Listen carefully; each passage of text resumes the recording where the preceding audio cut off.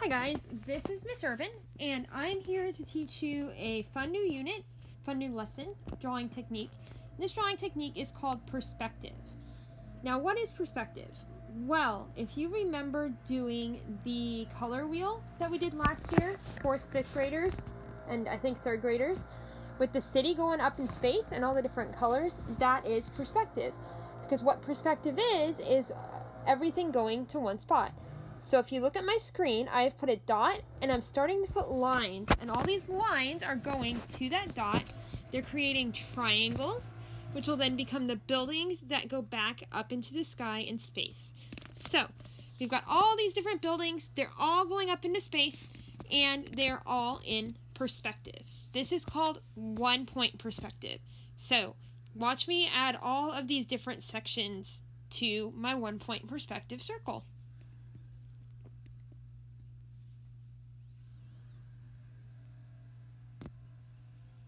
Look at that. It's starting to look like a pie a little bit, isn't it? But when we go in and we add the tops of the buildings, that's when they actually start to look like shapes. They look like buildings. It looks like you're looking up into the sky and everything is going to that spot. So here is another example of 1-point perspective. This is a city. And in this city, everything is going back to a single point in space. This point in space is called the vanishing point, and it is where the middle of our road is touching the sky. So if you're looking at your drawing here, you can see I'm starting to put some lines on it to show where everything goes. I drew a point in the middle, and I've got all these lines coming off to show where the tops and the bottoms of the different features are lining up with our vanishing point, making it look like everything is going back into space and we're standing in the middle of the road. Okay, please don't ever stand in the middle of a real road, guys. Ever. Ever, ever. Just use it for art. Here is one more example of 1-point perspective. On this one, we've got a forest and a road. The trees are a little off, but that's because trees are always off, because they're trees. In nature, they don't hold perspective. But we've still got everything going back into space, going to that one spot where the sky meets the ground, and everything is pretty much lining up perfectly. And there's our vanishing point. And that just shows some perspective. Okay, so now we're going to draw our own perspective city. You guys are welcome to follow along with me. You're welcome to stop the video at any time to catch up. I am doing this digitally.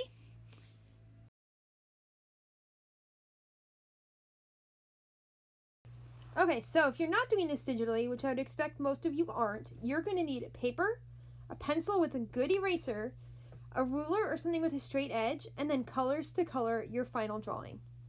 We're going to start our drawing with something called an horizon line. A horizon line is that line that everything goes back in space to. Then we're going to add a vanishing point. The vanishing point is that one single point. To start our city, we're going to add 2 lines for our road. They're both going back to this point diagonally. This is where you can start to use your ruler to draw your line straighter than mine. And as you can see on your screen, I'm already starting to add the lines for the road. Now, these lines, if you look at them, they're getting smaller the further back they get, and they're also sort of getting closer together. So everything is always bigger when it's closer to you and smaller when it's further away from you. And generally, things are further apart when they're closer to you and closer together when they're further from you. So this is my road. Now, the next thing I'm going to do is I want to start to add some buildings. And to do these buildings, I'm actually just going to draw lines that represent the bottom and the top of my buildings. This is going to create a triangle on the right side of my page. But it doesn't really look like a building yet. So what am I going to do now? I am going to create vertical up and down lines to show the shape of the building. If you look at the screen, there's some dots. Those dots are just kind of giving me an idea of where things are going to go. So, let's start with our vertical lines. This is one end of one of my buildings, and this is the other end of that same building. It's creating a trapezoid shape. Okay, and now I'm going to add a 3rd line and a 4th line at some point. There it is, 4th line. And that is going to be my second building. It's okay if it goes off the bottom or the top of the page. That just means that it's way too close to you to fit on your paper. So at this point, I'm going to actually erase the parts of the triangle diagonal lines that I don't need anymore. And you're going to end up with some weird trapezoid shapes. Now the thing is that these trapezoid shapes don't really look like buildings yet. How do we make them look like 3D buildings? Well, to make them look like 3D buildings, we're going to add straight across lines at the top and bottom side of our shapes. And this is going to start to create a 3D form that looks like a square in space or a rectangle in space. It's giving it depth, it's giving it shape. Okay, but if you can see over here on the bottom, again, because it was cut off, it's okay. You don't need to have anything down there. You can just kind of let it be, right? Okay, so we have to give our buildings some things to actually make them look like buildings. So we're going to give them doors. These doors are just like the shape. The sides go up and down at a straight line, or the straightest you can, but the tops are actually at an angle that matches up with our vanishing point. So I'm doing the best I can to make them diagonal. They're diagonally going down because they're below the horizon line. If they were above, they would diagonally be going up. So these are going diagonally down. Look at that screen. You see that line I just drew? Diagonally down. Now I want to add some windows. These windows, well, hold on. I got to erase these first. You can erase whatever extra you're not using. You can do that now, or you can do that at the end. That's up to you. It just is up to your preference and how many lines you have. But when artists do this, they tend to have lines all over their paper. It gets real crazy. So that's why I said have a good eraser. Good eraser. Okay. I'm waiting. Okay, so you're going to start to draw some diagonal lines going from your vanishing point up onto your building. They go down if they're below. They go up if they're above. These lines are representing my windows. It's going to get a little confusing depending on how many you add, but if you look at what I'm starting to draw on the screen, I am drawing up and down lines connecting inside those lines and then just finishing off the window that way. And I decided to divide this window into fourths to look more like an actual window for a building or a house. You can do that. You can put a person in there if you want. You can have curtains on your window. It's kind of up to you, but you are going to have some cool windows. So then on the second building, the one that's a little bit further from us, I am just going to do lots and lots of little squares. So it looks like there's lots of windows. And these windows, again, are inside the triangle shapes that I've created by using my lines. So let's give those windows a second to get finished drawing, and we will talk about what's next.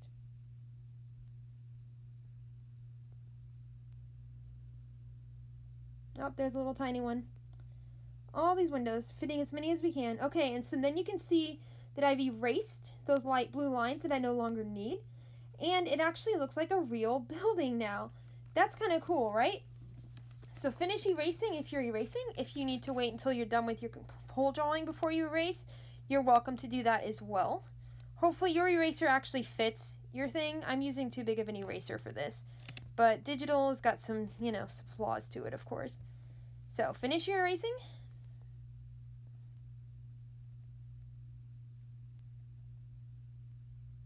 Still erasing. You're welcome to skip this part if you'd like.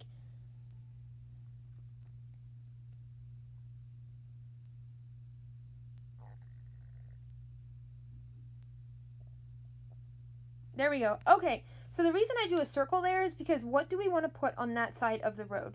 Do we want to put more buildings? Do we want to put some trees? Do we want to put a fence? Do we want to put some power lines? That is up to you guys. I'm going to go ahead and upload a few other perspective examples to our Google folder for you to get some ideas of things you can put. But in this case, we're going to go ahead and put some trees. So I'm going to go ahead and draw the top and the bottom lines for where our trees are going to fit, just like we did with those buildings. But remember that trees are nature. Trees don't really have to stay confined to those shapes. In fact, if they did, it would look really weird. So I'm starting to draw my tree, and my top of my tree is going outside of those lines. That is okay as long as the one that's in front of it looks like it's in front and it's a little bit bigger. So I've drawn the puffy shape of the top of the tree, and now I'm drawing the tree trunks.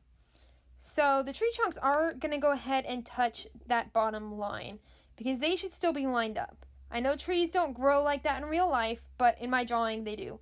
And then I'm going to go ahead and erase the lines that I don't need anymore.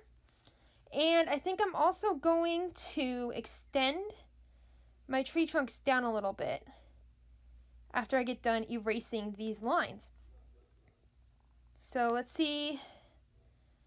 Yeah, we'll go ahead and kind of give the trees a little bit, their trunks get some shape. So there's the shape for the tree trunks. Now, maybe I want to put something else on this side of the road. Maybe these trees are confined to the inside of a fence. I'm going to go ahead and draw another line, and it's going down because it's below the vanishing point. And then I'm going to draw my fence posts, which are going straight up and down. And so this is my fence. Maybe this is a pasture. Maybe some animals live here, or maybe it's just farmland, and the farmer doesn't want other people invading his space. So I'm going to put a fence there. And then, if I have extra room, or I want to get creative, I could put some other things behind this fence. So I'm going to put a cute little cow. And this cow, I'm just doodling at this point. He's got, his head and his ears and his body, and 4 little legs to be a cow, or a dog, or a deer, or whatever you want your animals to be if there are animals in your field. I almost forgot to give my cow a 4th leg though, so he's gonna kind of look like he's standing weird. But to show he's a cow, I'm also gonna say that he says moo. That's kind of funny. M-O-O. Moo. Okay, so I'm apologizing that my video is going slower than my talking. The recording process is a little hard to get used to. Okay, so I've got my cow. Now maybe I'm going to put a sun in the sky. The sun, he can just kind of touch the bottom of the horizon line and be that half circle we all know. And you're welcome to color that in. You can do it in any color you want. I know that I've been doing just random colors on my iPad, but it actually is probably best if you do the whole thing in pencil first, and then you color it in, or then you go over it with a marker or something, just so that way you can erase, and that way it's not all crazy. But it's also up to you. It's your drawing. Get creative. Do whatever you feel like doing. Yeah. And now I'm going to add some people. So I'm doing stick people because I'm in a hurry. I know that you guys know how to do something that is not a stick person. So please do not let me down. Draw something. If you're going to do people, don't do stick people. I'm just in a hurry here. Give the person some form. Give them a body. Make them holding something. Make them wearing clothes. Give them a hat or some shoes or something to show that they're an actual person. And as I add my second person, you will see that I'm trying to make him a little bit smaller, because he also is going back in space. He's further away from me. He's smaller. Yeah. Okay, so this red thing I just put on the screen is the start of a car. Cars are really hard to draw in perspective, so we're pretending that this is the back of a car and that it's going away from us. It's driving down the road. It's trying not to hit that person that's kind of in the middle of the road. Yeah. It's driving down that road. It's kind of awesome, right? Sure. And then I think I'm going to put a second car down here. And it's also driving away. Who knows? Where do you think they're going? Are they going on vacation? Are they going to the beach? Are they going to the forest? Are they going further into the city? Are they leaving the city? I don't know. That's up to you. And then the final thing I'm going to add, and I did it in purple just so you could see it, is this is like a stop sign. Stoplight. Yeah. And now I'm going ahead and I'm erasing some of this extra line. Maybe I didn't need to erase that one part. I don't know. But I did. Yeah. Oh well. And now it's up to you. If you're done drawing, you can go ahead and outline things in a marker, pull out some colors, do some awesome coloring, and just see what you can get. I would love to see some of your drawings on our Google Classroom. You're welcome to post them, post pictures of them, post pictures of you working on them, share your thoughts on my videos. I want to make more videos for you guys, so just keep at it. Love y'all, miss y'all, have a great break.